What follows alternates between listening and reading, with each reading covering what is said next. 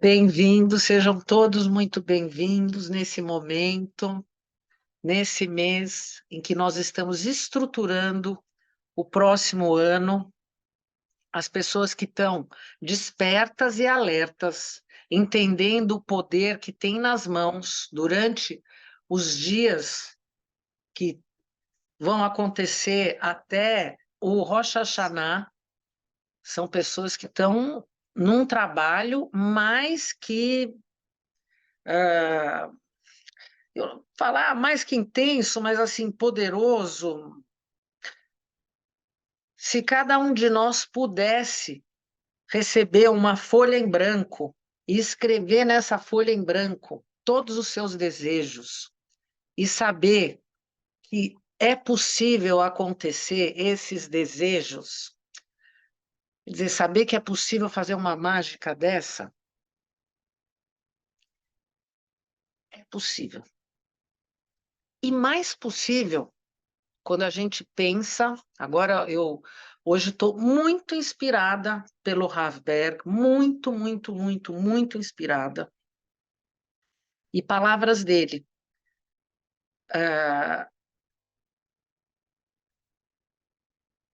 Nenhum animal consegue plantar uma árvore. Olha que figura maravilhosa essa. Nós sim somos animais, mas nós fomos criados com um poder extra. O que é plantar uma árvore? Vamos aqui imaginar, eu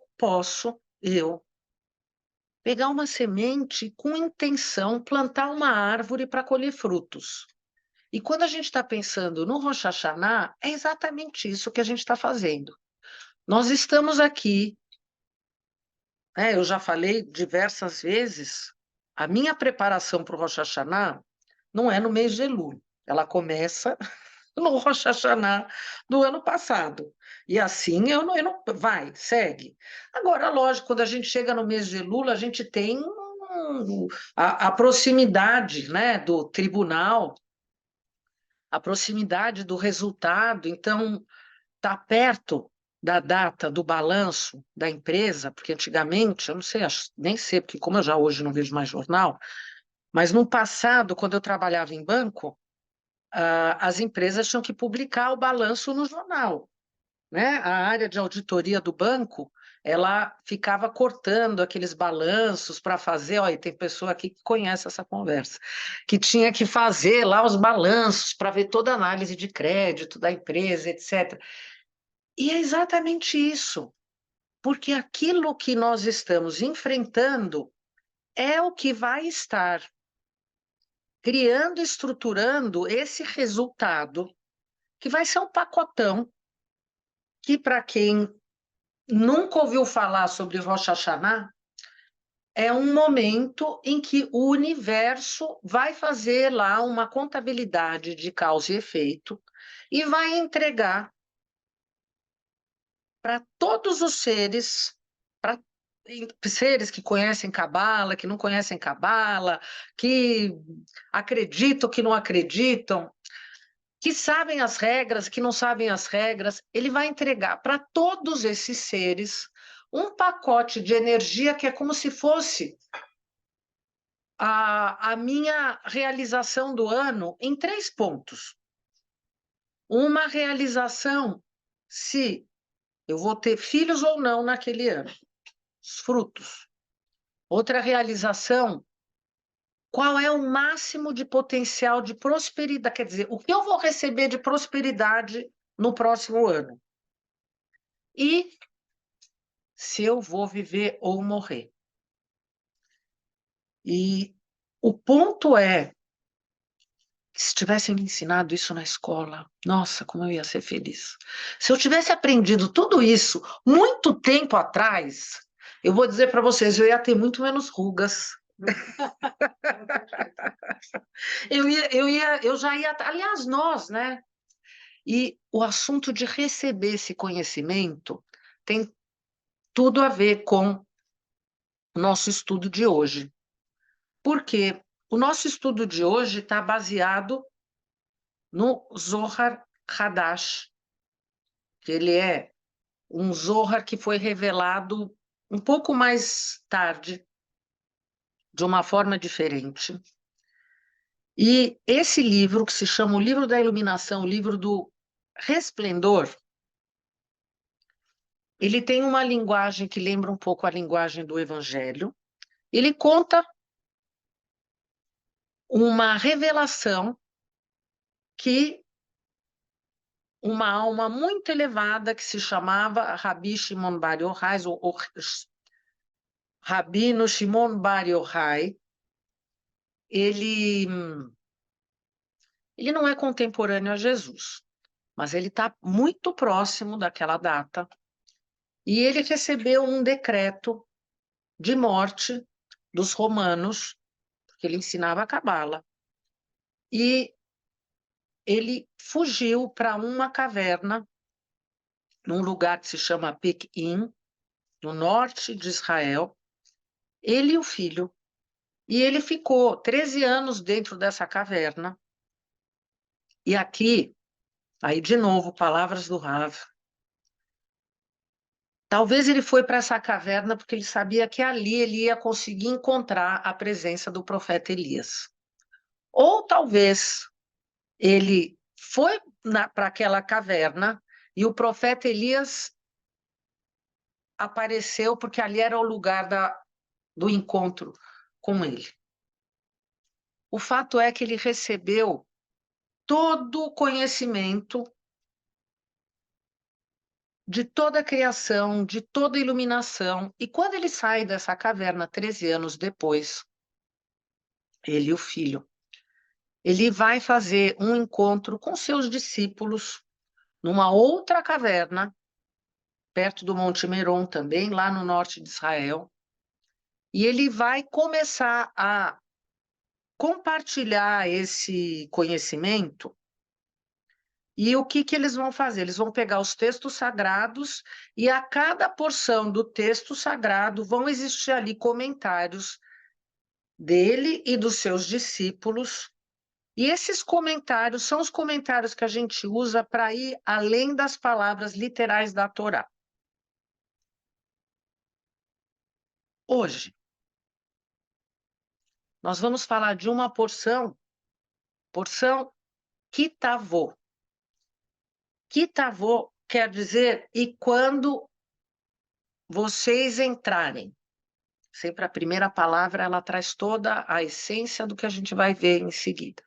E de forma literal, essa porção fala sobre as primícias, porque a primeira parte do texto, ela diz que quando vocês entrarem na terra prometida de Israel, vocês vão levar o primeiro fruto das árvores até o Cohen, até o sacerdote, e vão fazer ali toda uma cerimônia, etc., e é um mandamento, um preceito. Então, eu vou levar as primícias. E se a gente pensa que a Torá é toda feita de mandamentos, de preceitos, vamos entrar em mais uma explicação, que a Torá é feita de 5 livros. A gente sabe, Pentateuco, 5 livros de Moisés. Só que enquanto os 4 primeiros livros é como se o Criador estivesse falando e Moshe repetindo. Então, é como se ele fosse escrito pelo Criador. O 5º livro da Torá, que é esse que nós estamos aqui fazendo, palavras, Devarim, ele fala diretamente com cada um de nós.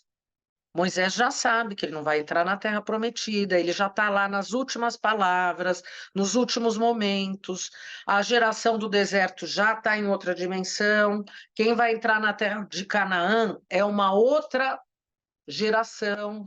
E aí ele está repetindo, repetindo, repetindo todas as leis. Tanto que se chama esse livro Mishneh Torah, a segunda lei. E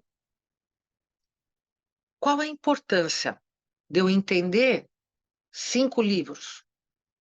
Porque se tudo que se manifesta aqui no mundo físico é o efeito de uma causa, da mesma forma que eu, para agir, para fazer o que quer que seja, até para simplesmente estar aqui falando, antes de sair, quer dizer, comigo às vezes não acontece assim, mas normalmente, no nosso dia a dia, antes de sair uma palavra da nossa boca, ou eu mover o meu braço, aconteceu alguma coisa na minha cabeça que deu ali um comando.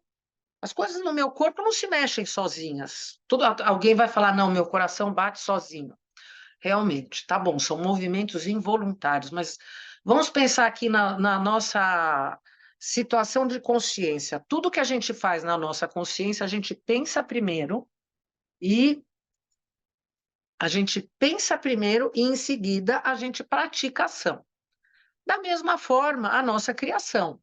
Aconteceu algo original que fez com que toda a criação se manifestasse da forma que ela se manifestou. Então, sempre existe nesse outro lugar, no mundo dos 99%, algo que é a causa do que está sendo manifestado no mundo do 1%. Aqui, a gente está no mundo do 1%. E lá nesse outro lugar, existe os 99% que a gente não enxerga. Aquilo que mais está representando o infinito. Tudo aqui no 1% é finito. Os conceitos básicos do Cabala 1 é sempre bacana a gente conseguir rever. Por isso é muito bom quando vem como que eu vou dizer, uma brisa nova aqui conosco, porque a gente consegue ter aqui a inspiração para para esses conceitos estarem inseridos naquilo que às vezes a gente não dá muita relevância ou a gente já esqueceu. Então, isso é a base. O quinto livro da Torá, então, representa o quê? A Torá em si representa o quê? Cada um de nós representa o quê? A árvore da vida. O que que a gente está querendo alcançar quando a gente quer enxergar essa outra dimensão? A gente quer fazer a conexão com esse mundo dos 99% que é representado pela árvore da vida. A árvore da vida que vocês olham ali e vocês estão vendo a imagem dela ali. Essa parte inferior, que é essa esfera que está aqui embaixo, onde está escrito Asiá, que é o nome dessa dimensão, o mundo da ação, ela representa a nossa fisicidade. Esse livro que a gente está lendo agora representa exatamente essa dimensão da árvore da vida. Representa exatamente a manifestação e a fisicidade do mundo aonde é necessário agir para existir. Se a pessoa não fizer nenhuma ação, é como se ela não estivesse exercendo o direito dela de estar aqui, vivendo. Uma pessoa que está imóvel, uma múmia, está viva? Não está. Os nossos olhos físicos olham a mesa, olham um objeto e pensam, não tem vida, não existe. A gente sabe que existe e tem vida. Mas os nossos olhos físicos pensam, não, existe, mas não tem vida. São os 99%, mas vamos lá. Bom, se eu estou agora, então, na manifestação, o que é que Moisés está falando para essas pessoas que somos nós? Porque todas as vezes que a gente fala de Moisés, nós estamos falando sobre um lado de uma consciência muito pura e elevada que existe dentro de nós. Um lado de nós que sabe o que é certo, que sabe o que é bom, que sabe a missão, que sabe e conhece o amor.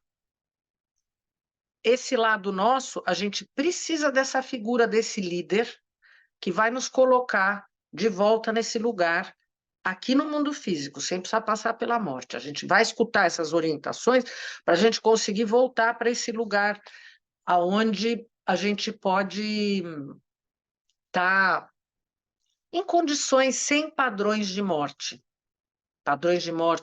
de relacionamento, de alegria, de saúde, de tudo. Bom, então, esse livro, em resumo, é isso. E aqui essa porção, Kitavô, fala, em primeiro lugar, sobre essas primícias. Então, o que acontece? Na hora que deu o primeiro fruto que apareceu na árvore, a pessoa vai, coloca lá, fazia um lacinho e deixava ele lá. E num momento que, lógico, para ir Israel, para sair de onde a pessoa estava, ir para Jerusalém, não era, vou pegar um trem, não, ia passar lá um tempo. Então, existia um momento que ele iria levar a primícia, o primeiro fruto que ele não iria comer. Ele iria levar para o sumo sacerdote lá em Jerusalém. Esse é o primeiro mandamento, primeira parte que está nessa porção. Até aí está tudo muito bonito, está bem legal, né? Acontece que esta porção, toda a porção é lida no Shacharit de Shabbat, no sábado, em todas as sinagogas do mundo, lendo a mesma porção. Então, neste sábado, a porção Kitavô vai ser lida ao redor do mundo. E acontece que tem lá, toda a porção é dividida em 7 aliás. 7 aliot, na realidade. Seria mais correto falar. Tem uma porção que ninguém quer ler. Aliás, que se eu também fosse ler, eu ia querer ler bem baixinho, porque é bem pesado. Porque fala sobre maldições.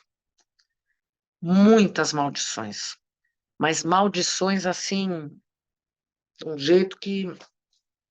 Essa é uma porção bastante complexa. Essa terra que emana leite e mel é essa dimensão onde essa energia dessa criação, essa energia pura da árvore da vida, essa energia pura da luz, essa energia pura da arca da aliança existe. Só que a palavra Canaã, ela significa, traduzida do hebraico, o sentido da terra da dominação. Ué, mas então, é a terra da terra prometida, que emana leite e mel, ou é a terra da dominação? Porque, veja bem,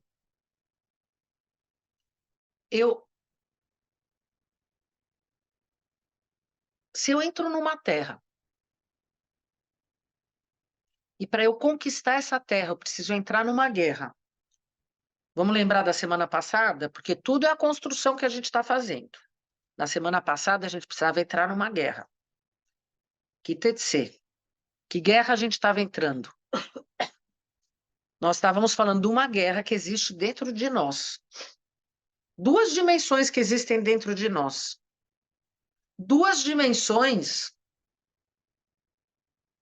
que uma delas, enquanto eu estou aqui no físico, já está na frente ganhando.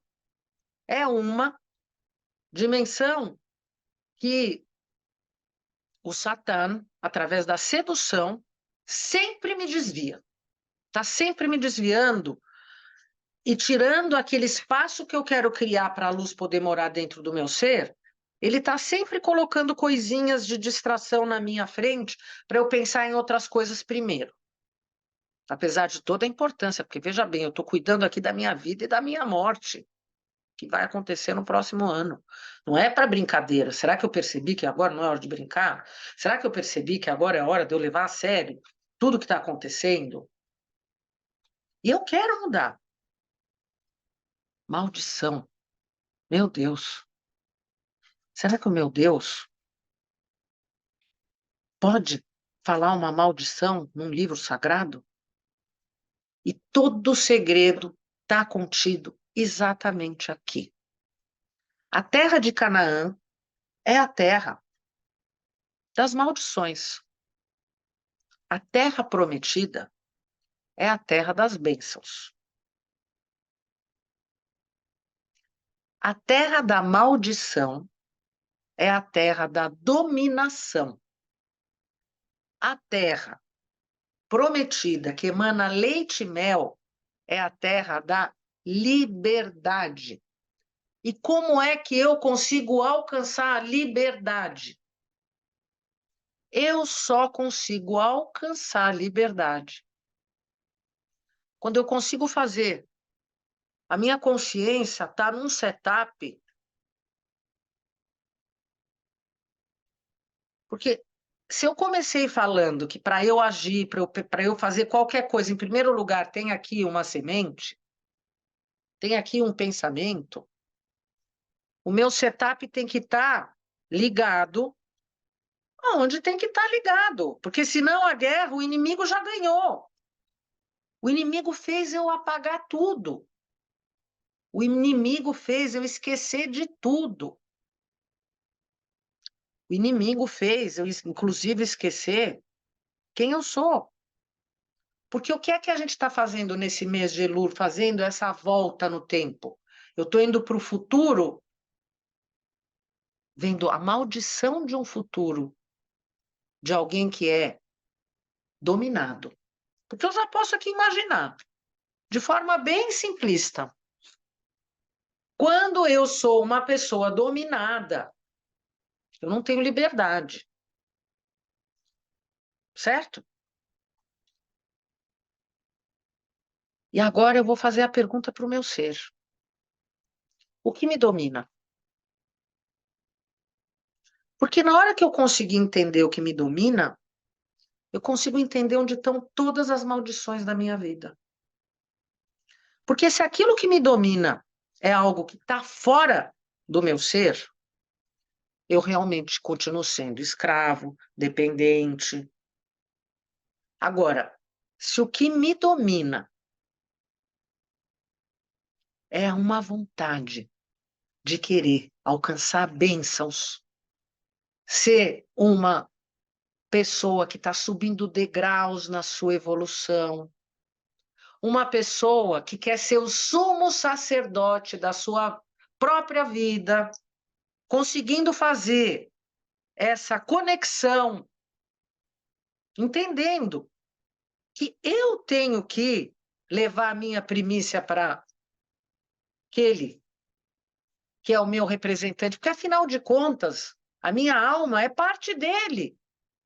Se eu fizer uma maldição contra o meu próprio ser, meu Deus, eu estou fazendo uma maldição contra o próprio Deus. Porque se eu sou parte dele, eu sou imagem dele, no momento que eu, sendo ele, faço ações que não reconhecem o seu poder divino de criação,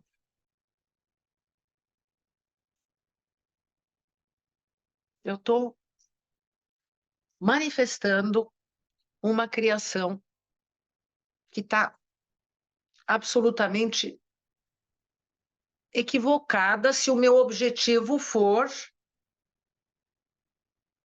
se elevar e conseguir alcançar padrões diferentes dos padrões de morte. Se eu quero viver no padrão da fisicidade, aí eu já não preciso de mais nada.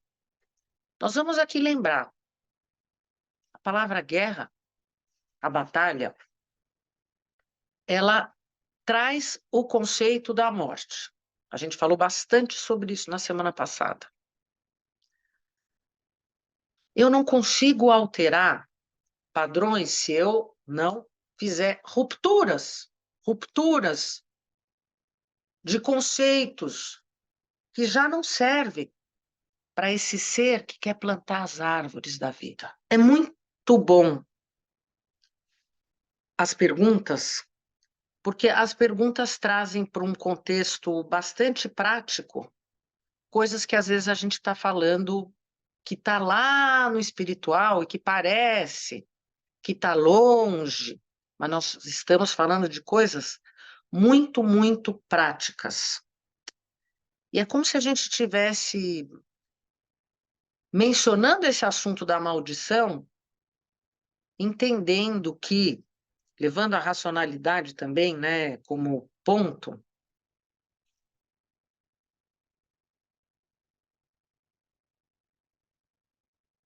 e até a Arca da Aliança, para levar o primeiro fruto ele nasce desse lugar iluminado. Ele vem lá de Keter, ele vem dessa centelha divina que está dentro da nossa alma. Ele vem sem contaminação. Mas o fato é que na hora que ele entra dentro da fisicidade, entra a racionalidade, aquilo que era puro, sem contaminação, acaba sendo misturado e a partir daí os caminhos. Por isso que a gente precisa sempre estar nesse alerta. As pessoas que às vezes ficam, às vezes durante, tudo bem, às vezes estar presente, às vezes escutar, mas ficar um período muito longo, muito afastado desse nosso treino, ele dificulta a gente conseguir manter a calma na hora daquela ação, não da ação séria, porque quando aparecem os momentos de ação séria, é fácil a gente entender que a gente precisa estar alerta, porque a gente já está alerta, eu já estou no momento do perigo. Agora, nas coisas pequenas, elas vão passando desapercebidas. Sem o treino, a gente não consegue. E aqui, se a gente tiver que pensar assim, né? Quando entrares na terra de Israel, para não entrar nessa submissão da racionalidade, na submissão do ego, na submissão do ego, eu digo do egoísmo, na submissão da arrogância, de achar que é mais que o outro, que eu posso, que eu tenho direito. Por que que o outro fez isso comigo? Né? Porque quem sou eu para ele fazer tal coisa comigo? Para a gente não entrar nessa. O estudo que a gente faz, né, as palavras de Rabi Shimon Bar Yochai, olha a bênção da gente conseguir perceber que nós somos essa geração que está recebendo de forma escancarada essa sabedoria, que está tendo acesso agora a algo que era oculto. Por quê? Porque agora é a hora da gente colocar em prática. Agora é a hora da gente pegar essas maldições e conseguir tirar cada centelha de luz que está contida dentro dela. Por pior que pareça a maldição, por pior que a gente não queira encarar, porque a gente não quer ler, porque eu não quero nem imaginar. Mas o fato é que se a gente não fizer essa ida e vinda do passado, esse templo, a nossa, a nossa alma prisioneira, que é colocada absolutamente aprisionada dentro da nossa racionalidade, nós queremos libertar. A gente já abriu a batalha na semana passada, de forma bem intensa. Na próxima sexta-feira, na Shabat, vai ser lua cheia de Elul. Então, nós vamos reconhecer com toda a intensidade, na hora que a gente estiver acendendo as velas. Quem está fazendo o trabalho do Rosh Hashanah, hoje, como tinha tudo a ver com quando eu fiz a leitura da porção e pensei na crítica, nós estamos trabalhando a nossa crítica, né?